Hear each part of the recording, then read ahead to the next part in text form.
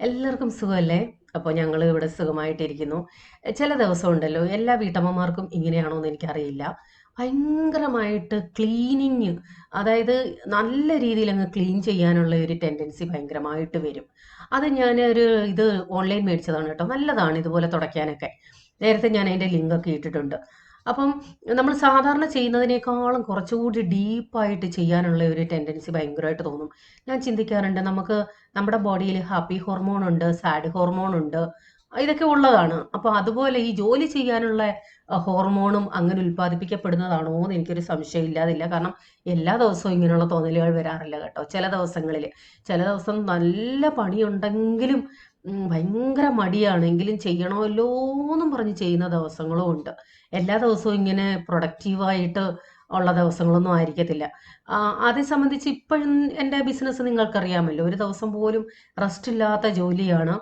ആ സമയത്ത് ഒരു ദിവസത്തെ റെസ്റ്റ് കിട്ടിയാൽ എനിക്കത് ഭയങ്കര ഒരു വിഷമം പോലെ, അയ്യോ ഇന്നൊന്നും ചെയ്തില്ലല്ലോ, ഒട്ടും പ്രൊഡക്റ്റീവ് ആയിരുന്നില്ല ഇന്നത്തെ ദിവസം എന്നൊരു തോന്നലും ഉണ്ട്. പക്ഷേ നമുക്കൊരു റെസ്റ്റ് ആവശ്യമാണ്. എങ്കിലും ജോലിയില്ലാത്ത ദിവസങ്ങളിൽ എനിക്കങ്ങനെ തോന്നാറുണ്ട് കേട്ടോ. ഇത് ഞാൻ നേരത്തെ കാണിച്ചിട്ടുണ്ട്, മീഷോയിൽ നിന്ന് മേടിച്ചതാണ്. നമ്മുടെ വുഡൻ തവികളെല്ലാം ഞാൻ ഇതിനകത്താണ് ഇടുന്നത് കേട്ടോ. നല്ലതാണ്. പക്ഷെ അത് അന്ന് ഞാൻ കാണിച്ചായിരുന്നല്ലോ, വാങ്ങിയപ്പോൾ തന്നെ ഒരെണ്ണത്തിന്റെ മൂടൊന്ന് വിട്ടുപോയായിരുന്നു. ഞാൻ പിന്നെ റീപ്ലേസ് ചെയ്തൊന്നും ഇല്ല. അത് തന്നെ റബ്ബർ ബാൻഡ് ഇട്ട് അങ്ങോട്ട് വെച്ചിരിക്കുകയാണ് കേട്ടോ. വുഡൻ ആയതുകൊണ്ട് തന്നെ അത് ഇടയ്ക്കിടയ്ക്ക് ക്ലീൻ ചെയ്തില്ലെന്നുണ്ടെങ്കിൽ പൂപ്പൽ പിടിക്കാനുള്ള ചാൻസ് ഉണ്ട്. അപ്പൊ ഞാൻ എൻ്റെ കിച്ചൺ പാതകം എന്ന് പറയും, ഈ ഓവറായിട്ടൊന്നും നിരത്തി വെക്കാറില്ല കേട്ടോ. എനിക്ക് അതിനോട് അത്ര താല്പര്യവും ഇല്ല. എനിക്ക് ഭയങ്കര എനക്കേടാണ്. പലരും ഇങ്ങനെ പല കാര്യങ്ങളും ഇങ്ങനെ നിരത്തി വെച്ചിരിക്കുന്ന കാണുമ്പോൾ എനിക്ക് ഇങ്ങനെ പ്ലെയിൻ ആയിട്ട് കിടക്കുന്നതാണ് ഇഷ്ടം. അതുകൊണ്ട് ഞാൻ ആ മൂലയ്ക്ക് കുറച്ച് സാധനങ്ങൾ, ഉപ്പുഭരണി, സ്റ്റെയിൻലെസ് വിച്ചാത്തികളുടെ സെറ്റ്, പിന്നെ അത്യാവശ്യം എടുക്കേണ്ട എണ്ണപ്പാത്രങ്ങൾ ഒരു ട്രേക്കകത്ത് വെച്ചിട്ടുണ്ട്. പിന്നെ കുടിക്കാൻ തിളപ്പിച്ച വെള്ളം, ഇത്രയേ ഉള്ളൂ ഞാൻ ഈ പാചകത്തിൽ വെക്കുന്നത്. വേറെ ഒന്നും ഓവറായിട്ട് വെക്കാറില്ല കേട്ടോ. അപ്പോൾ എന്നത്തെയും പോലെ ഇന്നത്തെ വ്ളോഗ് എന്ന് പറയുന്നത് ഒരു ദിവസത്തെ അല്ല, 2-3 ദിവസത്തെ ക്ലിപ്സുകൾ കൂട്ടി വെച്ച് ഞാൻ ഈ ഒരു ദിവസത്തെ സെപ്പറേറ്റ് ആയിട്ട് ഇടാത്ത, എല്ലാ ദിവസവും അച്ചാറെടുക്കവും അതിൻ്റെ പ്രിപ്പറേഷനും ഒക്കെ ഉണ്ട്. അത് നിങ്ങൾക്ക് കണ്ട് കണ്ട് ബോറാവത്തില്ല. അതുകൊണ്ടാണ് ഈ അച്ചാർ ഇടുന്നതൊന്നും ഞാൻ ഈ വ്ളോഗിൽ ഉൾപ്പെടുത്താത്തത്. ആദ്യത്തെ വ്ളോഗിലൊക്കെ ഞാൻ ഉൾപ്പെടുത്തിയിട്ടുണ്ടായിരുന്നു. ഇപ്പൊ അതൊന്നും ഉൾപ്പെടുത്താത്തത് അതുകൊണ്ടാണ് കേട്ടോ. അപ്പൊ അതുകൊണ്ടാണ് പല ദിവസത്തെ, കാരണം എല്ലാ ദിവസവും അച്ചാറടക്കം, പാക്കിങ്, ലേബലൊട്ടീര്, ഇങ്ങനെയുള്ള കാര്യങ്ങൾ, ബോട്ടിലാക്കുന്നത്, ഇതെല്ലാം ഡെയിലി ഉള്ളതാണ്. അപ്പൊ അത് ഡെയിലി കാണിച്ചാൽ നിങ്ങൾക്കും ബോറാവൂല. അതുകൊണ്ടാണ് ഈ 2-3 ദിവസത്തെ അതൊക്കെ ആക്കി ഇങ്ങനെ വെച്ചിരിക്കുന്നത്. അപ്പൊ രാവിലത്തെ കറിക്കായിട്ട് മാങ്ങയാണ് എടുത്തിരിക്കുന്നത്. ഇത് അച്ചാറിന് എടുത്തപ്പോൾ 2-3 മാങ്ങ ഞാൻ മാറ്റി വെച്ചതാണ് കേട്ടോ, മാങ്ങ അച്ചാറിന്, മാങ്ങാ കറിക്കായിട്ട്. അപ്പോൾ നിങ്ങൾക്കൊക്കെ എൻ്റെ പഴയ സബ്സ്ക്രൈബേഴ്സിനെ അറിയായിരിക്കും. എനിക്ക് തോന്നുന്നു ഫേസ്ബുക്ക് പേജ് തുടങ്ങിയിട്ട് ഒരു 10 വർഷമെങ്കിലും ആയി കാണും കുറഞ്ഞത്. എനിക്ക് ഡേറ്റ് നോക്കാൻ അറിയത്തില്ല അതിനകത്ത് എന്നാ തുടങ്ങിയെന്ന്. അപ്പോൾ എനിക്ക് തോന്നുന്നു ഒരു 10 വർഷമെങ്കിലും ആയി കാണും. പക്ഷെ ഞാൻ ഇന്ന് വരെ അതിനകത്ത്, നമ്മുടെ ഇപ്പോൾ ഇത്രയും വർഷങ്ങളായി നമ്മൾ വ്ളോഗ് ചെയ്യുന്ന, എത്രയും വർഷങ്ങളായി, 6-7 വർഷങ്ങളായില്ലേ വ്ളോഗിങ് വീഡിയോസൊക്കെ ഇടുന്നത്, ഞാൻ നമ്മുടെ ആ ഫേസ്ബുക്ക് പേജിൽ അങ്ങനെ ഒന്നും ഇട്ടിട്ടില്ല. അപ്പം ഇനി മുതൽ നമ്മുടെ ഫേസ്ബുക്ക് പേജിലും ഈ വീഡിയോസൊക്കെ ഒന്ന് ഷെയർ ചെയ്യണമെന്ന് വിചാരിക്കുന്നു. പക്ഷെ എത്രത്തോളം അവിടെ അത് ഏറ്റെടുക്കുമെന്ന് എനിക്കറിയില്ല കേട്ടോ. കാരണം യൂട്യൂബിനെ സംബന്ധിച്ചിടത്തോളം എൻ്റെ ഒരു ഫാമിലിയാണ് ഇപ്പോൾ ഇവിടെ. നിങ്ങൾ ഈ 7 ലക്ഷം പേരെന്ന് പറയുന്നത് എൻ്റെ ഒരു ഫാമിലിയാണ്. എനിക്ക് എന്ത് വേണമെങ്കിലും പറയാം. ഞാൻ അത്ര അടുപ്പമുള്ള രീതിയിലാണ് നിങ്ങളുടെ അടുത്ത് സംസാരിക്കുന്നത്. എന്തുണ്ടെങ്കിലും നിങ്ങളുമായിട്ടാണ് ഷെയർ ചെയ്യുന്നത്. പക്ഷേ ഫേസ്ബുക്കിനെ സംബന്ധിച്ചിടത്തോളം എനിക്ക് അങ്ങനെ ഒരു ഓഡിയൻസ് അവിടെ ഉണ്ടെന്ന് തോന്നുന്നില്ല. പക്ഷേ ഞാൻ ആ പേജ് തുടങ്ങിയ സമയത്തൊക്കെ വീഡിയോ ചെറുതായിട്ട് നമ്മുടെ ടിപ്സൊക്കെ ഇട്ട് തുടങ്ങിയ സമയത്ത് നല്ല രീതിയിൽ നമ്മുടെ പേജ് ആക്റ്റീവ് ആയിരുന്നു. പിന്നെ ഞാൻ തന്നെയാണ് അതിൽ ആക്റ്റീവ് ആവാതിരുന്നത്. ഇപ്പം അനേക വർഷങ്ങളായി ഞാൻ അതിനകത്ത് എന്തെങ്കിലും ഒന്ന് ഇട്ടിട്ട്, വല്ലപ്പോഴും മാസങ്ങളിൽ ഒരിക്കലും കാണാൻ എന്തെങ്കിലും ഒരു ഫോട്ടോയോ എങ്ങാണോ ഒന്ന് ഷെയർ ചെയ്യത്തുള്ളൂ. പക്ഷെ ഇപ്പോൾ ഒരാഴ്ച, 1-2 ആഴ്ചയായിട്ട് ഞാൻ അതിനകത്ത് ഇത്തിരി ആക്റ്റീവാണ്. എനിക്കൊന്ന് കുറച്ചുകൂടി നമുക്ക് നമ്മുടെ ഫീലിങ്സ് എക്സ്പ്രസ് ചെയ്യാൻ ഫേസ്ബുക്ക് നല്ലതാണ്. കാരണം എന്തെങ്കിലും പോസ്റ്റൊക്കെ എഴുതി ഇടാനാണെങ്കിലും നല്ലൊരു പ്ലാറ്റ്ഫോമാണ്. അപ്പോൾ അതിനകത്തും വീഡിയോകൾ ഇടണമെന്ന് വിചാരിക്കുന്നു. ഞാൻ ഈ സംസാരിക്കുന്നത് എത്രത്തോളം അവർക്കൊക്കെ ഇഷ്ടപ്പെടുമെന്ന് എനിക്കറിയില്ല കേട്ടോ. അപ്പോൾ മാങ്ങാക്കറിക്ക് വേണ്ടി മാങ്ങ, അതുപോലെ തന്നെ കറിവേപ്പില, പച്ചമുളക് ഇട്ടിട്ടുണ്ട്. ഇപ്പോൾ കൂടുതലും ഞാൻ പാചകത്തിന് കല്ലുപ്പാണ് എടുക്കുന്നത്. പണ്ടേ കാലത്ത് കല്ലുപ്പായിരുന്നല്ലോ വീട്ടിൽ. എനിക്ക് ഓർമ്മയുണ്ട്, അമ്മ ഭരണിക്കകത്ത് ഉപ്പ് വെള്ളം എന്ന് പറയും, ഉപ്പ് വെള്ളം ഉണ്ടാക്കി അതിനകത്തൊരു ചിരട്ടയിട്ടായിരുന്നു വെക്കുന്നത്. പിന്നീട് ഉപ്പുപൊടിയിലേക്ക് മാറി. കാലം മാറുന്നതിനനുസരിച്ച് ഓരോ രീതികളും മാറും. അതനുസരിച്ച് നമ്മുടെ ഹെൽത്തിനും മാറ്റം വരും. അതൊക്കെയാണല്ലോ. ഇപ്പം ഞാൻ മൺകുടത്തിൽ പാചകം ചെയ്യുന്നത് കാണുമ്പോൾ പലരും പറയാറുണ്ട് നല്ല ഭംഗിയുണ്ട് കാണാനായിട്ട്. ഈ കാലത്ത് ആരും ഇങ്ങനെ കുടങ്ങൾ അധികം ഒന്നും യൂസ് ചെയ്യാറില്ല. എനിക്കിഷ്ടമാണ്. ഞാൻ ബോംബെയിൽ നിന്ന് നാട്ടിൽ വന്ന സമയത്ത് കുറേ മൺചട്ടികൾ മേടിച്ചായിരുന്നല്ലോ. അതുകൂടാതെ വീണ്ടും ഇപ്പം മേടിച്ചിട്ടുണ്ട്. അടുപ്പിൽ വെക്കുന്നതാണ് ഏറ്റവും നല്ലത്. പക്ഷേ അടുപ്പ് വല്ലപ്പോഴുമേ കത്തിക്കാറുള്ളൂ. മറ്റൊന്നും കൊണ്ടല്ല, അച്ചാറിട്ടിട്ട് വെക്കാനുള്ള സൗകര്യം എനിക്ക് അവിടെയേ ഉള്ളൂ. അപ്പോൾ അവിടെ അടുപ്പ് കത്തിച്ചു കഴിഞ്ഞതിന് ശേഷം ആ ചൂടടുപ്പത്തോട്ട് ആ ചൂട് പ്ലാറ്റ്ഫോമിലോട്ട് അച്ചാറുകൾ കൊണ്ട് വെക്കാൻ പറ്റില്ലല്ലോ. അതിൽ പിന്നാണ് ഞാൻ ഈ അടുപ്പ് കത്തിക്കൽ കുറഞ്ഞത്. ആ ചിരവയുടെ ലിങ്ക് ഞാൻ ഓൾറെഡി നിങ്ങൾക്ക് പറഞ്ഞായിരുന്നു. നല്ല യൂസ്ഫുൾ ആണ് കേട്ടോ. കാരണം നിങ്ങൾ വീട്ടമ്മമാര് തറയിലിരുന്ന് തിരുമാൻ ബുദ്ധിമുട്ടുള്ളവരോ കുനിഞ്ഞു നിൽക്കാൻ ബുദ്ധിമുട്ടുള്ളവരോ ഒക്കെ ആണെങ്കിൽ, കാലുവേദന നടുവേദന ഒക്കെ ഉള്ളവരാണെങ്കിൽ തീർച്ചയായിട്ടും ഇത് അവോയ്ഡ് ചെയ്യരുത്. മാങ്ങക്കറിക്ക് വേണ്ടി തേങ്ങ, ജീരകം, വെളുത്തുള്ളി, പച്ചമുളക്, മഞ്ഞൾ പൊടി ഇത്രയും അരച്ചെടുത്തിട്ടുണ്ട്. പച്ചമുളക്. അപ്പോൾ ഇത് നന്നായിട്ട് അരയ്ക്കണം. ചില സമയത്ത് ഞാൻ വെളുത്തുള്ളി ചേർക്കാറുണ്ട്, ചില സമയത്ത് ചേർക്കാറില്ല. പലയിടത്തും പല രീതിയായിരിക്കുമല്ലോ. ചിലർ ജീരകം ചേർക്കും, ചേർക്കാറില്ല. അപ്പം ഓരോ നാട്ടിലും ഓരോ രീതിയാണ്. ഞാനിത് ഫോളോ ചെയ്യണമെന്നൊന്നും പറയുന്നില്ല, ഞാൻ ചെയ്ത രീതി കാണിക്കുന്നേ ഉള്ളൂ. അപ്പോൾ മാങ്ങ ഉടയ്ക്കാനായിട്ട് അതിനകത്തെ വെള്ളം ഒത്തിരി ഒന്ന് മാറ്റിയതാണ് കേട്ടോ. അപ്പോൾ ഇത്തിരി ഉപ്പിട്ടാൽ പെട്ടെന്ന് ഉടഞ്ഞു കിട്ടും. അല്ലെങ്കിൽ വെള്ളത്തിൽ കിടന്ന് അങ്ങോട്ടും ഇങ്ങോട്ടും ഓടി കളിക്കത്തേ ഉള്ളൂ. അപ്പോൾ അതിനുശേഷം ആ അരപ്പൊഴിച്ച ശേഷം യാതൊരു കാരണവശാലും തിളപ്പിക്കരുത്. നമ്മൾ മോര് കാച്ചുന്നത് പോലെ ഒന്ന് ചൂടായി ആവി വന്നാൽ മതി. മാങ്ങാക്കറിയൊക്കെ ഈസിയാണ് കേട്ടോ. ഓരോ കറികളും നമ്മൾ മനസ്സിൽ കാണുമ്പോൾ അതിൻ്റെ ഒരു തോരനും ഒരു കോമ്പിനേഷൻ നമ്മുടെ മനസ്സിൽ വരും. ഞാൻ എന്നും രാത്രി കിടക്കുമ്പം മനസ്സിലിങ്ങനെ ചിന്തിക്കും നാളെ എന്താണ് വെക്കേണ്ടത്. അപ്പോൾ പിന്നെ രാവിലെ അടുക്കള എണീക്കുമ്പോൾ അതൊരു ഭയങ്കര ബുദ്ധിമുട്ടായിട്ട് അങ്ങനെ ചിന്തിച്ച് സമയം കളയത്തില്ല. നമ്മുടെ കറിയിൽ നിന്ന് ആവി വന്നു കേട്ടോ. നന്നായിട്ട് കാണുന്നുണ്ടോയെന്നറിയില്ല. ആവി വന്നപ്പോഴേ ഓഫ് ചെയ്തു, പിന്നെ താളിച്ചിട്ടു, അത്രയേ ഉള്ളൂ. അപ്പോൾ ചെറുപയറാണ് ഞാൻ എടുത്തിരിക്കുന്നത്. അത് വേവിക്കാൻ നേരം ഞാൻ ഇരിക്കുമ്പണിയും ഇഞ്ചി കൊത്തിയരിഞ്ഞിടാറുണ്ട്, വെളുത്തുള്ളി, കറിവേപ്പില, പച്ചമുളകും ഇട്ടാണ് വേവിക്കുന്നത്. കുക്കറിലാണെന്നുണ്ടെങ്കിൽ നമ്മുടെ കുക്കറിൽ ഡിപ്പെൻഡാണ് കേട്ടോ. എൻ്റെ ഈ കുക്കറിൽ ഒരു 2 വിസിൽ അത്രയും മതി. അപ്പോഴത്തേക്ക് തോരനുള്ള പരുവമാവും. ഇഞ്ചി ചേർക്കുന്നവർ കാണാം, ചേർക്കാത്തവർ കാണാം. ഇതൊക്കെ നമ്മൾ ചേർക്കുന്നതെന്ന് പറഞ്ഞാൽ നമ്മൾ ഈ കറികളിലും തോരനുകളിലും ഒക്കെ ഇഞ്ചിയും വെളുത്തുള്ളിയും ജീരകവും ഒക്കെ ചേർക്കുന്നത് എന്നെ സംബന്ധിച്ചിടത്തോളം ഒരു ടേസ്റ്റ് കൂട്ടുക എന്നതിലുപരി വായു സംബന്ധമായിട്ടുള്ള പ്രശ്നങ്ങൾ ഇല്ലാതാക്കാനാണ് കേട്ടോ. അത് എല്ലാവർക്കും അറിയാവുന്നതായിരിക്കാം. ഇവിടെ തോരൻ വെക്കുമ്പോൾ ചില ദിവസം എന്നല്ല, ഏത് തോരൻ വെച്ചാലും ജോത്സ്യൻ പറയും ജീരകം ഇടല്ലേ, വെളുത്തുള്ളി ഇടല്ലേ എന്നൊക്കെ. എന്നാലും ഞാൻ ജോത്സ്യൻ്റെ അടുത്ത് പറയേണ്ട, ജോത്സ്യ ഇത് ഇടുന്നതിന് ഉദ്ദേശം വേറെയൊന്നും അല്ല. അസിഡിറ്റി സംബന്ധമായിട്ടുള്ള പ്രശ്നങ്ങൾ, ഗ്യാസ് സംബന്ധമായിട്ടുള്ള പ്രശ്നങ്ങളൊക്കെ അവോയ്ഡ് ചെയ്യാനാണ്. നോർത്ത് ഇന്ത്യൻസ് ഒരുമാതിരിപ്പെട്ട എല്ലാ കറികളിലും കായം ചേർക്കാറുണ്ട്. പിന്നെ അത് കണ്ടതിൽ പിന്നെ ഞാനും ഒരുമാതിരിപ്പെട്ട എല്ലാ തോരനുകൾക്കാണെങ്കിലും ഒത്തിരി അല്ല കേട്ടോ, അത് ഇട്ടിട്ടുണ്ടെന്ന് അറിയുക കൂടിയില്ല. അതുപോലെ ഒരു കിമിണിയും കായം ചേർക്കാറുണ്ട്. അതൊക്കെ നമ്മുടെ ശരീരത്തിന് നല്ലതാണ്. ഇത് നമ്മുടെ മാങ്ങാക്കറിക്ക് വേണ്ടി താളിക്കുന്നതാണ് കേട്ടോ. അപ്പൊ ലാസ്റ്റിൽ കുറച്ച് കാശ്മീരി മുളക് പൊടിയാണ് ഇട്ടിരിക്കുന്നത്, നല്ല കളറ് കിട്ടാൻ വേണ്ടി. അതായത് എണ്ണ തെളിഞ്ഞ് മേളി നിൽക്കും, അതിന് വേണ്ടി. ഇതിനകത്തും ഞാൻ ലേശം കായംപൊടി ചേർക്കുന്നുണ്ട്. നിങ്ങൾ വിചാരിക്കും അയ്യോ ഇതെന്തോ കറിയാണെന്ന്. ഞാൻ പറഞ്ഞല്ലോ, അത് നോർത്തിൽ നിന്നും കിട്ടിയ ഒരു ശീലമാണ്. എനിക്കതുകൊണ്ട് ദോഷമായിട്ടൊന്നും തോന്നിയിട്ടില്ല കേട്ടോ. അതായത് അറിയത്തുകൂടിയില്ല അത് ചേർത്തിട്ടുണ്ടെന്ന്. അത് പക്ഷേ യാതൊരു കാരണവശാലും കൂടിപ്പോവരുത് കേട്ടോ. അത് അറിയുകയേ ചെയ്യരുത് കറിക്കകത്ത് ഇട്ടിട്ടുണ്ടെന്ന്, അത്രയേ ഉള്ളൂ. ഞാനിനി കറിക്കും തോരനും ഒക്കെ കായം ചേർക്കുമെന്ന് പറഞ്ഞ് പാചകം പഠിച്ചു വരുന്ന പിള്ളേര് അത് കണ്ടിട്ടുള്ള കായം എല്ലാം കൂടെ വാരിയിടല്ലേ എൻ്റെ പൊന്നേ. ഒരു കിമ്മിണി, അത്രയേ ഉള്ളൂ. അപ്പം നമ്മുടെ കറി റെഡിയായി. കുഞ്ഞിലെയൊക്കെ നിത്യവും മിക്കവാറും മാങ്ങയൊക്കെയുള്ള സീസൺ ആകുമ്പോൾ വീട്ടിൽ ഒഴിച്ചുകൂടാൻ പറ്റാത്ത കറിയായിരുന്നു മാങ്ങാക്കറി, ചക്കക്കുരു മാങ്ങായിട്ട കറി. പക്ഷേ എത്രയോ നാളുകൾക്ക് ശേഷമാണ് ഞാൻ മാങ്ങാക്കറി വെക്കുന്നത്. ഇത് ഒരുമാതിരിപ്പെട്ട നിങ്ങളുടെ വീടുകളിലൊക്കെ എന്തെങ്കിലുമൊക്കെ മേടിക്കുമ്പോൾ അതിൻ്റെ കൂടെ ഫ്രീ ആയിട്ടോ എന്തെങ്കിലുമൊക്കെ ഈ സംഭവം കിട്ടിക്കാണും. ഇതെങ്ങനെ യൂസ് ചെയ്യേണ്ടതെന്ന് അറിയാതെ ഇരിക്കുന്നവരുണ്ടെങ്കിൽ ഇതാണ് അതിൻ്റെ യൂസ്. ഭയങ്കര ഈസിയാണ് കേട്ടോ. ഇതിനകത്ത് 3ഉം 4ഉം മുളകൊക്കെ ഒരുമിച്ച് വെച്ച് ചെയ്യാം. നീളത്തിൽ കിട്ടണമെന്നുണ്ടെങ്കിൽ നീളത്തിൽ അങ്ങോട്ട് വെച്ച് കൊടുത്താൽ മതി. വെളുത്തുള്ളി, ഇഞ്ചി, പിന്നെ ബീൻസ്, പയറ് ഒക്കെ അരിയാൻ എളുപ്പമാണ്. അതിൻ്റെ മേളത്തെ ആ സംഭവം നമുക്ക് പീല് ചെയ്യാനുള്ളതാണ് കേട്ടോ. പീലറായിട്ട് യൂസ് ചെയ്യാം. ആരുടെയെങ്കിലും വീടുകളിൽ എന്തെങ്കിലുമൊക്കെ ഇലക്ട്രോണിക് സാധനങ്ങൾ മേടിക്കുമ്പോൾ ഇത് ഫ്രീ ആയിട്ടൊക്കെ കിട്ടാറുണ്ട്. ഞാനിത് സെറ്റായിട്ട് മേടിച്ചതാണ് കേട്ടോ. ഇത്രയും നാൾ അറിയാതെ യൂസ് ചെയ്യാതിരുന്നതല്ല, ഒരു ബോക്സിനകത്താക്കി വെച്ചിരുന്നു, കാണാതെ പെട്ടുപോയതാണ്. ഇപ്പം മിക്കവാറും എല്ലാത്തിനും ഞാൻ ഇതാണ് യൂസ് ചെയ്യുന്നത് കേട്ടോ. ഭയങ്കര എളുപ്പമാണ് മുളകൊക്കെ അരിയുമ്പോൾ കൈ അരിയുന്നെന്നുള്ളവർ ഇങ്ങനെ ഇത് ചെയ്താൽ മതി കേട്ടോ. അതുപോലെ തന്നെ സവോളയൊക്കെ ആണെങ്കിലും ചെറുതായിട്ട് കീറി അതിനകത്തോട്ട് വെച്ച് കൊടുത്താൽ ഇങ്ങനെ ചോപ്പ് ചെയ്തെടുക്കാൻ ഭയങ്കര എളുപ്പമാണ്. അപ്പോൾ അതൊന്ന് കാണിച്ചെന്നേ ഉള്ളൂ. അപ്പോൾ തോരനായിട്ട് ഞാൻ തേങ്ങ, സവാളയുള്ളി, പച്ചമുളക് അധികം എരിയില്ലാത്തതാണ്. അപ്പോൾ അങ്ങനെ മുറിച്ച് പാത്രത്തിൽ വെച്ചിരിക്കുന്നത് എന്താണെന്ന് ചോദിച്ചാൽ നമ്മുടെ വെളുത്തുള്ളി നാരങ്ങയ്ക്ക് പച്ചമുളകാണല്ലോ ഇടുന്നത്. ഇത് ജീരകപ്പൊടിയാണ്. തോരന് ജീരകത്തെക്കാളും കൂടുതൽ ഞാൻ ജീരകപ്പൊടിയാണ് ചേർക്കുന്നത്. കാരണം ജോസ്റ്റാന് ജീരകം തോരനിലൊക്കെ കടിക്കുന്ന ഭയങ്കര ദേഷ്യമാണ്. ജീരകം ചേർക്കുന്നതും ഇഷ്ടമല്ല. അതുകൊണ്ട് ഞാൻ എന്ത് ചെയ്യും, ജീരകം കുറച്ച് വറുത്ത് പൊടിച്ച് വെച്ചിട്ടുണ്ട്. ജീരകം ചേർക്കേണ്ടതിനൊക്കെ അത് ചേർക്കും.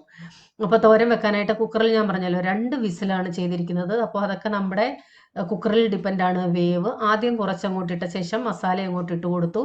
അതിന് ശേഷം വീണ്ടും അതിൻ്റെ മുകളിലോട്ട് പയറിട്ട് ആവിയിൽ വേവിച്ചെടുത്തു. ഇത്രയേ ഉള്ളൂ.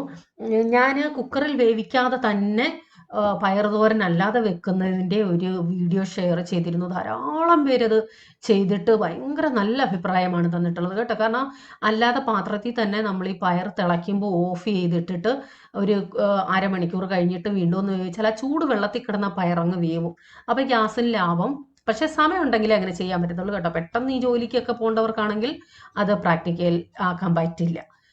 അപ്പോൾ നമ്മുടെ തോരനും ഇതുപോലെ ഇളക്കി വെച്ചു. നല്ല എന്താണ് ഇനി ഇത് ചെറു തീയിൽ കിടന്ന് ആവിയിലൊന്ന് വെന്താൽ മതി. ഞാൻ കഴിഞ്ഞ വ്ളോഗിൽ കാണിച്ചായിരുന്നല്ലോ, ഞാൻ വെള്ളം തിളപ്പിക്കാൻ ഇപ്പോൾ ചെമ്പരത്തിയുടെ പൂവിട്ട് വെള്ളം തിളപ്പിക്കാറുണ്ട്. ചിലപ്പോൾ അല്ലാതെ ഒരു ഗ്ലാസ് വെള്ളം കുടിക്കണമെന്ന് തോന്നുമ്പോൾ അതിനകത്ത് പൂവിട്ട് തിളച്ച വെള്ളം ഒഴിച്ച് കുടിക്കാറുണ്ട്. നിങ്ങളൊന്ന് ഗൂഗിൾ നോക്കിയാൽ മതി കേട്ടോ, ചെമ്പരത്തി പൂവിൻ്റെയൊക്കെ ഗുണങ്ങൾ. അപ്പം ജോസാൻ കടയിലുണ്ട്. ജോസാനും ക്ലീനിങ്ങിൻ്റെ ദിവസമാണെന്ന് തോന്നുന്നു.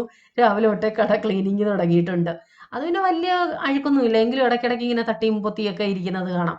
അപ്പം ഞാൻ ഈ ചെമ്പരത്തിയുടെയൊക്കെ ഗുണങ്ങൾ വർഷങ്ങൾക്ക് മുമ്പേ എനിക്ക് അറിയാം കേട്ടോ. ഞാൻ ബോംബെയിലായിരുന്ന സമയത്ത് ഓഫീസിൽ ഇരിക്കുന്ന സമയത്ത് ഫ്രീ ടൈം ഒക്കെ ഉള്ളപ്പോൾ കൂടുതൽ ഇങ്ങനെ ഓരോ ആർട്ടിക്കിളുകളൊക്കെ ഇങ്ങനെ വായിക്കും. അതുപോലെ തന്നെ ഡോക്ടേഴ്സിൻ്റെയൊക്കെ ഇൻ്റർവ്യൂ കാണും. അപ്പോൾ അതിനകത്തൊരു പ്രകൃതി ചികിത്സയുടെ ഒരു ഡോക്ടറിൻ്റെ വീഡിയോ കണ്ടപ്പോൾ അതിനകത്ത് അവർ പ്രത്യേകം അതിൻ്റെ ആ ഞെട്ടുണ്ടല്ലോ, ആ ഞെട്ട് പോലും ഭയങ്കര ഗുണമുള്ളതാണ്. അതിനകത്തെ ആ ബൾബ് പോലുള്ള വെള്ള സാധനം എണ്ണയൊക്കെ കാച്ചുമ്പോൾ അതുപോലും കളയാതെ ഇട്ട് കാച്ചണം എന്നൊക്കെ അവർ പറഞ്ഞു. ഞാനതൊക്കെ ഒരു ഡയറിയിൽ എഴുതി വെച്ചിട്ടുണ്ടായിരുന്നു കേട്ടോ. പക്ഷേ എൻ്റെ ഡയറി ഇപ്പോൾ കാണുന്നില്ല, എത്രയോ വർഷങ്ങളായി. അപ്പോൾ അതൊക്കെ ഒരു ഓർമ്മയിലുണ്ട്. അതുകൊണ്ടാണ് ഇതൊക്കെ ഞാൻ പ്രാക്ടിക്കലാക്കുന്നത് കേട്ടോ. അപ്പോൾ ഇത് തിളച്ച വെള്ളം അങ്ങോട്ട് ഒഴിച്ച് കഴിയുമ്പോഴത്തേക്ക് ആ പൂവിൻ്റെ കളറേ അങ്ങ് മാറും, വെറും വെള്ള കളറാവും. ആ കളറ് പോലും നമ്മുടെ ബോഡിക്ക് നല്ലതാണ്.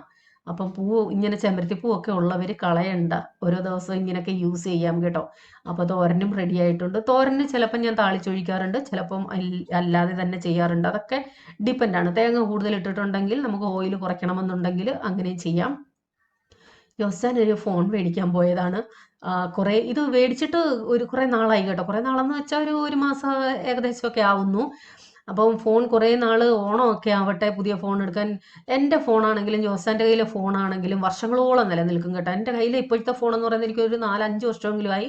ജോസാൻ ഒരു 6 വർഷത്തിൽ കൂടുതൽ ഫോൺ ഉപയോഗിച്ച് കയ്യിലിരുന്നത്. അപ്പോൾ അതിൻ്റെ സൈഡിൽ കൂടെ ഒക്കെ കളറ് മാറി മൊത്തത്തിൽ നാശകോശമായി. നമ്പർ എടുക്കാൻ പറ്റുന്നില്ല, കോൾ അറ്റൻഡ് ചെയ്യാൻ പറ്റുന്നില്ല. അങ്ങനെയൊക്കെയുള്ളൊരു ഇഷ്യൂ വന്നപ്പോൾ ഒരു ഫോൺ എടുത്തത്, വിവോയുടെ ഫോണാണ് എടുത്തത്. നാട്ടിൽ വന്നപ്പോൾ തൊട്ട് ഞങ്ങൾ ഈ കടയാണ് കേട്ടോ, കൊട്ടാരക്കര ക്ലാസിക്. ആ അച്ഛൻ്റെ പേരും ക്ലാസിക്കിൻ്റെ അച്ഛൻ്റെ പേരും ജോസ് എന്നാണ്, എൻ്റെ അച്ഛൻ്റെ പേരും ജോസ് എന്നാണ്, 2 ജോസച്ചാന്മാരും. അപ്പം എല്ലാ പ്രാവശ്യവും ഫോൺ എടുക്കുന്നത് വന്നപ്പോൾ തൊട്ട് ഫോണായാലും എന്ത് സാധനങ്ങളായാലും അങ്ങനെയുള്ള എല്ലാം ഇവിടെ നിന്നാണ് എടുക്കുന്നത്, കൊട്ടാരക്കര ക്ലാസിക്. എന്നെ സംബന്ധിച്ചിടത്തോളം നല്ല ഡീലിംഗ് ആണ്, നല്ലത് നമുക്ക് വേണ്ടത് പറഞ്ഞു തരും. അങ്ങനെയൊക്കെയുള്ള കടയിൽ പോകാൻ നമുക്കും താല്പര്യം തോന്നുമല്ലോ, അങ്ങനെ ചെല്ലുമ്പോൾ എടുക്കുന്നതാണ്. അപ്പോൾ നിങ്ങൾക്ക് എല്ലാവർക്കും അറിയാം, ഞാൻ ഇവിടുന്ന് നാടൻ സാധനങ്ങൾ, അച്ചാർ, മുളകുപൊടി, മല്ലിപ്പൊടി, കുടംപുളി, വളംപുളി, ഇങ്ങനെയുള്ള എല്ലാ സാധനങ്ങളും സെയിൽ ചെയ്യുന്നുണ്ട്. കൂട്ടത്തിൽ മദ്രാസിലും ബാംഗ്ലൂരിലും ഉള്ള ചിലരെൻ്റെ അടുത്ത് പുട്ടുപൊടി, അപ്പം പൊടി, ഇടിയപ്പം പൊടിയൊക്കെ ചെയ്ത് കൊടുക്കാമോ എന്ന് ചോദിക്കുമ്പോൾ അങ്ങനെയുള്ളവർക്ക് വേണ്ടി അത് ചെയ്ത് കൊടുക്കാറുണ്ട്. നമ്മുടെ ലിസ്റ്റിൽ ഇത് ആഡ് ചെയ്തിട്ടില്ല. ഇത് അപ്പം പൊടിയാണ് കേട്ടോ, മില്ലിലാണ് പൊടിപ്പിച്ചെടുക്കുന്നത്. അപ്പോൾ അപ്പം പൊടി നമുക്ക് എങ്ങനെയാണ് പെട്ടെന്ന് അപ്പം ഉണ്ടാക്കുന്നതെന്ന് അറിയാത്തവർക്ക് വേണ്ടി എൻ്റെ കയ്യിൽ നിന്ന് ഇടിയപ്പം അപ്പം പൊടി മേടിച്ചിട്ടുള്ളവർ ഇതൊന്ന് ട്രൈ ചെയ്തോണം കേട്ടോ. അപ്പം ഞാനിവിടെ 3 ഗ്ലാസ് അരിപ്പൊടിയാണ് എടുത്തിരിക്കുന്നത്. അതായത് അപ്പത്തിൻ്റെ പൊടി എടുത്ത് ഇത്തിരി വെള്ളവുമായിട്ടൊന്ന് മിക്സ് ചെയ്ത്, അതായത് ഡയറക്റ്റ് നമ്മൾ മിക്സിയുടെ ജാറിൽ ആ പൊടി അതുപോലെ ഇട്ടാൽ നമുക്ക് അരഞ്ഞു കിട്ടാൻ ബുദ്ധിമുട്ടാവും, അത് മിക്സ് ആവത്തില്ല. അതുകൊണ്ടാണ് ഇങ്ങനെ ചെയ്തിരിക്കുന്നത്. അപ്പം 3 ഗ്ലാസ് അരിപ്പൊടിക്ക് ഞാൻ 1.5 ഗ്ലാസ് തേങ്ങയും, അത് നല്ലതുപോലെ അമക്കി വേണം കേട്ടോ തേങ്ങ. പിന്നെ ഞാനിവിടെ 1 ഗ്ലാസ് ചോറെടുത്ത്, അതിൻ്റെ ആവശ്യമില്ലായിരുന്നു. ഒരു 1/2 ഗ്ലാസ് അല്ലെ 3/4 ഗ്ലാസ് മതി. അതിനുശേഷം 1/4 ടീസ്പൂൺ ഇതിട്ടിട്ടുണ്ട്. ഇൻസ്റ്റൻറ്റ് ഈസ്റ്റാണ്. നമുക്ക് 2-3 മണിക്കൂറിനകം ഫെർമെൻ്റ് ആയിട്ട് ചെയ്യാനാണെങ്കിൽ ഇത്ര ഈസ്റ്റ് മതി. അതെല്ലാം ഓവർനൈറ്റ് വെച്ചിട്ട് ചെയ്യാനാണെങ്കിൽ ഇത്ര ഈസ്റ്റിൻ്റെ ആവശ്യമില്ല. അതിനുശേഷം പഞ്ചസാരയും ഉപ്പും കൂടെ ചേർത്ത് നല്ലതുപോലെ അരച്ചെടുത്ത് ആവശ്യത്തിന് വെള്ളം, നമുക്ക് അപ്പം ചുടാൻ എത്രയും വെള്ളം വേണോ അതുകൂടെ ചേർത്ത് മിക്സാക്കിയാണ് ഞാൻ വെച്ചിരിക്കുന്നത്. ഞാനൊരു 3-4 മണിക്കൂറോളം വെച്ചു. അതിന് ശേഷമാണ് അപ്പം ചുട്ടത് കേട്ടോ. നല്ല രീതിയിൽ നമുക്ക് ചെയ്യാൻ പറ്റും. പിന്നെ ഇത്ര ഈസ്റ്റ് വേണ്ടാന്നുള്ളവർക്ക് അത് സ്കിപ്പ് ചെയ്യാം. അപ്പം കുറച്ച് ബീഫ്, അതായത് ബീഫ് അച്ചാറിന് എപ്പോഴും ബീഫ് മേടിക്കുമ്പോൾ അതിനകത്ത് ഒരു 1/2 കിലോ അങ്ങനെ അല്ലെങ്കിൽ ഞാൻ മാറ്റി വെക്കാറുണ്ട് കേട്ടോ കറി വെക്കാനായിട്ട്. അപ്പോൾ അത് വെക്കാനായിട്ട് നമ്മുടെ ഇടികല്ലിനകത്ത് ഇഞ്ചിയും വെളുത്തുള്ളിയും ഒന്ന് ചതച്ചെടുക്കാന്ന് വെച്ചാൽ ഇത് ഭയങ്കര യൂസ്ഫുൾ ആണ് എനിക്ക്. ചില സമയത്ത് പെട്ടെന്ന് എന്തെങ്കിലും തോരനൊക്കെ വെക്കുമ്പോൾ ചതയ്ക്കേണ്ട ആവശ്യമുള്ളതാണെങ്കിൽ കറണ്ട് ഇല്ല എന്നുണ്ടെങ്കിൽ അതിനകത്തൊന്ന് ചതച്ചെടുത്താൽ മതി. അപ്പം ബീഫ് കറിക്ക് വേണ്ടി എണ്ണ ഒഴിച്ചു, സവാള, വെളുത്തുള്ളി, ഇഞ്ചി പേസ്റ്റ് എല്ലാം കൂടി ഇട്ട് നല്ലതുപോലെ മിക്സ് ചെയ്ത് ഉപ്പിട്ട് ഉള്ളി വഴണ്ട് വരുമ്പോൾ അതിനകത്തേക്ക് മസാല, മുളക് പൊടി, മല്ലിപ്പൊടി ഇട്ട് നല്ലതുപോലെ മൂത്ത് വരുമ്പോൾ കുക്കറിൽ 2 വിസിൽ വരുത്തി വെച്ചിരിക്കുന്നത് ബീഫാണ്. അതിട്ട് നല്ലപോലെ ഇളക്കി യോജിപ്പിച്ച് തിളച്ച് വരുമ്പോൾ ഗരം മസാലയും ചേർത്ത് അടച്ച് വെച്ചിട്ട് പരുവത്തിന് വേവിച്ചെടുക്കാം. ബീഫ് കറിക്ക് ലാസ്റ്റിൽ ഒരു കടുതാളിപ്പ്, അത് മസ്റ്റാണ് ഇവിടെ. അത് ചില നാട്ടിൽ കേൾക്കുമ്പോൾ അയ്യോ ബീഫിന് കടുതാളിക്കുന്നോ എന്ന് ചോദിക്കും, അല്ലെ ചിക്കൻ കറിക്ക് കടുതാളിക്കുന്നോ എന്ന് ചോദിക്കും. എൻ്റെ വീട്ടിൽ അമ്മ ബീഫ് കറിക്ക് നന്നായിട്ട് വെളിച്ചെണ്ണയും കടുകും കൂടുതലിട്ട് കടുതാളിക്കാറുണ്ട്. അതൊരു ടേസ്റ്റ് കൂട്ടുന്ന ഒരു സംഭവമാണ്. ഇതുവരെ ചെയ്തിട്ടില്ലാത്തവരങ്ങനെ ഒന്ന് ചെയ്തു നോക്കണം കേട്ടോ. പലരും എൻ്റെ വീഡിയോ കണ്ട് അത് ചെയ്ത് നോക്കിയിട്ട് നല്ല ടേസ്റ്റ് ഉണ്ടെന്ന് പറഞ്ഞിട്ടുണ്ട്. അപ്പോൾ ഒന്ന് ട്രൈ ചെയ്ത് നോക്കുന്നതിന് തെറ്റില്ലല്ലോ ലാസ്റ്റിൽ കടുതാളിക്കാനായിട്ട്. അപ്പം കടുതാളിച്ച സമയത്താണ് ഞാൻ കുറച്ച് തേങ്ങാക്കൊത്തൂടെ അതിനകത്ത് വറുത്ത് ചേർത്തിട്ടുണ്ട് കേട്ടോ. ആദ്യം ചേർക്കാൻ മറന്നുപോയതാണ്. അപ്പം ലാസ്റ്റിലും വേണമെന്നുണ്ടെങ്കിൽ കുറച്ച് ഗരം മസാല കൂടി ചേർക്കാം. നമ്മുടെ ബീഫ് കറി റെഡി. ബീഫിൻ്റെയൊക്കെ വിശദമായിട്ട് നമ്മുടെ യൂട്യൂബ് ചാനലിൽ വീഡിയോ ഇട്ടിട്ടുണ്ട്. വീണ്ടും വീണ്ടും പറയേണ്ട ആവശ്യമില്ലല്ലോ, അതുകൊണ്ടാണ് എക്സ്പ്ലെയിൻ ചെയ്യാഞ്ഞത്. ഏകദേശം 3-4 മണിക്കൂറായി. ഒരു തേങ്ങ അരഞ്ഞില്ല, അതിൻ്റെയാണ് ആ തവിയിൽ കയറിയിരുന്നത്. അപ്പം നന്നായിട്ട് ഫെർമെൻ്റ് ആയി. അത് നമ്മൾ അതിൻ്റെ ആ മണം നന്നായിട്ട് കിട്ടുന്നുണ്ട് ഫെർമെൻ്റ് ആയതിൻ്റെ. അതിനുശേഷം നമ്മൾ സാധാരണ അപ്പം ചുട്ടെടുക്കുമല്ലോ അപ്പച്ചട്ടിയിൽ, അങ്ങനെ ചുട്ടെടുത്താൽ മതി. ഈ സെയിം മാവ് തന്നെ സാധാരണ പലർക്കും സംശയമാണ്, നമ്മൾ അപ്പത്തിൻ്റെ മാവ് ഫ്രിഡ്ജിൽ വെച്ചാൽ പിറ്റേന്നത്തേക്ക് നന്നായിട്ട് കിട്ടുമോയെന്ന്. ഞാനും അങ്ങനെ വെച്ചിട്ടില്ല, ആദ്യമായിട്ടൊന്ന് പരീക്ഷിച്ചതായിരുന്നു. കാരണം മാവ് കൂടുതലുണ്ടായിരുന്നല്ലോ. അപ്പം ബാക്കിയുള്ള മാവ് ഞാൻ ഫ്രിഡ്ജിൽ വെച്ചിട്ട് പിറ്റേന്ന് അപ്പം ചുടുന്നതിൻ്റെ ഒരു 1-2 മണിക്കൂർ മുമ്പേ പുറത്ത് വെച്ചിരുന്നു. അതിന് ശേഷമാണ് ചുട്ടത്. നല്ലതായിരുന്നു. പക്ഷേ നമ്മൾ പെട്ടെന്ന് ഉണ്ടാക്കാൻ വേണ്ടി ഈസ്റ്റ് കൂടുതൽ ഇട്ടത് കൊണ്ട് ഭയങ്കരമായിട്ട് അങ്ങ് ഫെർമെൻ്റ് ആയതിൻ്റെ ആ ഒരു സ്മെല്ല്, പുളിയൊന്നും ഇല്ലായിരുന്നു, പക്ഷെ ആ ഒരു സ്മെല്ല് ഭയങ്കരമായിരുന്നു. അപ്പോൾ അപ്പത്തിന് അങ്ങനെ വേണമെങ്കിൽ നമുക്ക് യൂസ് ചെയ്യാം. മാവ് ഞാൻ ഒരിക്കലും അങ്ങനെ അപ്പത്തിൻ്റെ ഫ്രിഡ്ജിൽ വെച്ചിട്ട് ദോശയുടെ ഇഡലിയുടെ ഒക്കെ വെക്കാറുണ്ട്, അപ്പത്തിൻ്റെ അങ്ങനെ ചെയ്തിട്ടേ ഇല്ല കേട്ടോ. നല്ല സോഫ്റ്റ് അപ്പമാണ്. വേണ്ടവർക്കൊന്ന് ട്രൈ ചെയ്ത് നോക്കാം കേട്ടോ. നിങ്ങൾക്ക് എത്രത്തോളം ഈ വ്ളോഗ് ഇഷ്ടപ്പെട്ടു എന്നറിയില്ല. കുറേ നാളുകൾക്ക് ശേഷമാണ് ഞാനൊരു വ്ളോഗുമായിട്ട് വന്നത് കേട്ടോ. എങ്കിലും വല്ലപ്പോഴും ഒക്കെ ഞാനിങ്ങനെ ജീവിച്ചിരിപ്പുണ്ടേന്നറിയാനൊന്ന് വരണമല്ലോ. കാരണം ഇപ്പോൾ മാസത്തിൽ 1-2 വ്ളോഗങ്ങാണേ ഞാൻ ചെയ്യുന്നുള്ളൂ, തിരക്കായതുകൊണ്ടേ. ഇത് ഫേസ്ബുക്ക് പേജ് ഫോളോ ചെയ്യുന്നവർക്കും പിന്നെ എൻ്റെ വാട്സപ്പ് സ്റ്റാറ്റസ് കണ്ടവർക്കും സംഭവം മനസ്സിലായി കാണും. നമ്മൾ ആദ്യമായിട്ട് പുതിയൊരു അച്ചാർ ട്രൈ ചെയ്തതാണ് കേട്ടോ. കേട്ടിട്ടുണ്ട് പപ്പായ അച്ചാറിനെ കുറിച്ച്, പക്ഷേ ഇത്രയും ടേസ്റ്റിയാണ് സംഭവം എന്ന് എനിക്ക് അറിയില്ലായിരുന്നു. സംശയിച്ചാണ് ഞാൻ ഇട്ടത്. ദൈവമേ എങ്ങനെയായിരിക്കും. ആദ്യത്തെ ദിവസം ഒന്ന് ട്രൈ ചെയ്യാനായിട്ട് ഈ രീതിയിലും നോക്കി. പിന്നെ നമ്മൾ വെള്ളമൊക്കെ ഇടുമല്ലോ, ആ രീതിയിൽ നോക്കി. വെള്ളമൊക്കെ ഇടുന്നത് എനിക്ക് ഒത്തിരി ഇഷ്ടപ്പെട്ടു കേട്ടോ. കാരണം കറമുറ കടിച്ച് കഴിക്കാം. നമ്മൾ ഈ നെല്ലിക്കയൊക്കെ വെള്ളമൊക്കെ ഇടുമല്ലോ ഉപ്പുവെള്ളത്തിൽ, ആ രീതിയിൽ വെളുത്തുള്ളിയും പച്ചമുളകും ഒക്കെ ചേർത്തിട്ട് ഭയങ്കര ടേസ്റ്റിയാണ് ആ സംഭവം. അപ്പോൾ ഇങ്ങനെ ഇട്ട് നോക്കിയപ്പോൾ ഇതും സംഭവം കൊള്ളാം. നമ്മുടെ സാധാ അച്ചാറിൻ്റെ കൂട്ട് നല്ല അച്ചാറാണ്. വാങ്ങിച്ചവർക്കറിയാം എത്രത്തോളം അതിൻ്റെ ടേസ്റ്റ് ഉണ്ടെന്ന്. അതിൻ്റെ റിവ്യൂ ഒക്കെ വന്നു. ഇതുവരെ ഞാൻ സ്റ്റാറ്റസ് അപ്ഡേറ്റ് ചെയ്തിട്ടില്ല, ഉടനെ അപ്ഡേറ്റ് ചെയ്യാമേ. അപ്പോൾ ആർക്കെങ്കിലും സംശയം ഉണ്ടെന്നുണ്ടെങ്കിൽ ഒന്ന് മേടിച്ച് നോക്കിയാൽ മതി ഇതെങ്ങനെ ഉണ്ടെന്ന്. കൂടുതൽ വേണ്ട, ഒരു 1/4 കിലോ മേടിക്കുമ്പോൾ നിങ്ങൾക്ക് അതിൻ്റെ ടേസ്റ്റ് മനസ്സിലാവും. സംഭവം നല്ലതാണ് പപ്പായ അച്ചാർ. ഞാനിട്ട രീതിയാണിത് കേട്ടോ. ഞാൻ ആദ്യമായിട്ടാണല്ലോ ചെയ്യുന്നത്. ഞാനിങ്ങനെ മാങ്ങ, നമ്മൾ കടുമാങ്ങയ്ക്ക് അരിയുമല്ലോ അതേ രീതിയിൽ അരിഞ്ഞാണ് ചെയ്തത്. എനിക്കിഷ്ടപ്പെട്ടു. പപ്പായ എന്ന് കേൾക്കുമ്പോൾ അയ്യേ പപ്പായയോ അങ്ങനെയൊക്കെ ചിന്തിക്കുന്നവരും ഉണ്ടായിരിക്കാം. പിന്നെ പപ്പായ എല്ലാവരുടെയും വീട്ടിൽ ധാരാളം ഉണ്ടല്ലോ, അതുകൊണ്ടും അതിന് വേണ്ടത്ര വാല്യൂ കൊടുക്കാത്തവരും ഉണ്ടായിരിക്കാം. പക്ഷെ നിങ്ങൾ ഇത് വീട്ടിൽ ചെയ്ത് നോക്കുന്നവരുണ്ടെന്നുണ്ടെങ്കിൽ ഒന്ന് ചെയ്ത് നോക്കൂ. അതല്ല മേടിച്ച് നോക്കണമെന്നുള്ളവർക്ക് അങ്ങനെ ഒന്ന് ട്രൈ ചെയ്യാം. നല്ല ടേസ്റ്റി ആയിട്ടുള്ള വെജിറ്റേറിയൻകാർക്ക് നല്ലൊരു ഓപ്ഷനാണ് പപ്പായ അച്ചാർ കേട്ടോ. ഞാൻ എന്ത് ട്രൈ ചെയ്താലും ഏത് അച്ചാർ ഇട്ടാലും സ്ഥിരമായിട്ട് അത് മേടിക്കുന്ന കുറച്ച് കസ്റ്റമേഴ്സ് ഉണ്ട് എനിക്ക്. അത് എന്നിലുള്ള വിശ്വാസം കൊണ്ടാവാം, അല്ലെന്നുണ്ടെങ്കിൽ സംശയദൃഷ്ടിയോടെ അയ്യേ എങ്ങനെ ഉണ്ടായിരിക്കും, ടേസ്റ്റ് കാണുമോ കൊള്ളാമോ എന്ന് ചിന്തിക്കുന്നവർ കാണാം. അപ്പം സ്ഥിരമായിട്ട് മേടിക്കുന്നവർക്കറിയാം നല്ല കാര്യങ്ങൾ മാത്രമേ ഞാൻ ഷെയർ ചെയ്യാറുള്ളൂ. നമ്മൾ പലതും പരീക്ഷിക്കാറുണ്ടല്ലോ. മാങ്ങാ പെരട്ട് ആദ്യം ഒന്ന് പരീക്ഷിച്ചു. പിന്നീട് എനിക്കൊരു 3 ബാച്ച് ഇടേണ്ടി വന്നു. അതോടെ നിർത്തി. കാരണം അതിന് നല്ല മാങ്ങ കിട്ടണം. അല്ലെന്നുണ്ടെങ്കിൽ അത് ബുദ്ധിമുട്ടാവും. പിന്നെ സീസൺ അനുസരിച്ച് നമ്മൾ പല കാര്യങ്ങളും ചെയ്യാറുണ്ട്. ഇതും റെഗുലറായിട്ട് നമ്മുടെ ലിസ്റ്റിലുള്ള ഒരു ഐറ്റം അല്ല കേട്ടോ. ഇപ്പം എൻ്റെ കയ്യിൽ ഉള്ളത് കൊണ്ട് ലിസ്റ്റിൽ ആഡ് ചെയ്തിട്ടുണ്ട്. അത് കഴിഞ്ഞാൽ പിന്നെ ഉടനെ ഒന്നും അടുത്ത ബാച്ച് ഞാൻ ചെയ്യില്ല. അപ്പോൾ ഇതൊക്കെയാണ് ഞങ്ങളുടെ വിശേഷങ്ങൾ. പിന്നെ കൊറിയർ ഓർഡർ ചെയ്യുന്നവരുടെ അടുത്ത് ഒരു കാര്യം പറയട്ടെ. വിദേശത്തോട്ടൊക്കെ പോകുന്നവർ കുറഞ്ഞ ഒരാഴ്ച മുമ്പെങ്കിലും എന്നെ ഒന്ന് അറിയിക്കണേ. പ്രത്യേകിച്ച് മീനോ ബീഫോ വേണ്ടവർ. അങ്ങനെ കൂടുതലൊന്നും ഇട്ട് വെക്കാറില്ലല്ലോ. അപ്പോൾ അതുകൊണ്ട് നേരത്തെ അറിയിച്ചാൽ എനിക്കത് അറേഞ്ച് ചെയ്യാൻ പറ്റും. 1 മാസം മുമ്പേ ഓർഡർ ചെയ്തിടുന്നവരും ഉണ്ട്. പോകുന്ന ഡേറ്റ് പറയും. അപ്പോൾ അത് ഞാൻ ഡയറിയിൽ എഴുതി വെച്ചിരിക്കും. അവർ പോകുന്നതിൻ്റെ 3-4 ദിവസം മുമ്പേ കിട്ടത്തക്ക രീതിയിൽ ഫ്രഷ് ആയിട്ടാണ് ഇവിടുന്ന് എല്ലാ സാധനങ്ങളും അയച്ചു കൊടുക്കുന്നത് കേട്ടോ. അപ്പോൾ അങ്ങനെ സ്ഥിരം കസ്റ്റമേഴ്സ് ഉണ്ട്. എനിക്ക് അവർ നേരത്തെ അറിയിച്ച് പേയ്മെൻറ്റ് ചെയ്തിട്ടേക്കും. അപ്പോൾ ദൈവകൃപയാൽ ഇതുവരെ ഒരു കുഴപ്പവും ഇല്ലാതെ കിട്ടിക്കൊണ്ടിരിക്കുന്നു. അനേകം പേര് മെസ്സേജ് ഇടാറുണ്ട്. വർഷങ്ങൾക്ക് ശേഷമാണ് അച്ചാർ ഒരു തുള്ളി പോലും ലീക്ക് ആവാതെ ഞങ്ങൾ കൊണ്ടുപോകുന്നത്. അതിൻ്റേതായിട്ടുള്ള രീതിയിൽ നല്ല രീതിയിൽ ഇൻ്റർനാഷണൽ പാക്ക് ചെയ്താണ് ഇവിടുന്ന് അയക്കുന്നത്. ഇൻ്റർനാഷണൽ കൊറിയറും ചെയ്യുന്നുണ്ട്. ഇൻ്റർനാഷണൽ കൊറിയർ നോൺ വെജ് അയക്കാൻ പറ്റില്ല. ബാക്കിയുള്ള അച്ചാറുകളൊക്കെ അയക്കാൻ പറ്റുന്നുണ്ട് കേട്ടോ. അപ്പം ഇതൊക്കെയാണ് വിശദമായിട്ടുള്ള വിശേഷങ്ങൾ. എന്തെങ്കിലും ആവശ്യമുണ്ടെങ്കിൽ വാട്സപ്പിൽ കോൺടാക്റ്റ് ചെയ്താൽ മതി. വീണ്ടും അടുത്ത വീഡിയോയുമായി വരാം. Till then bye. God bless you.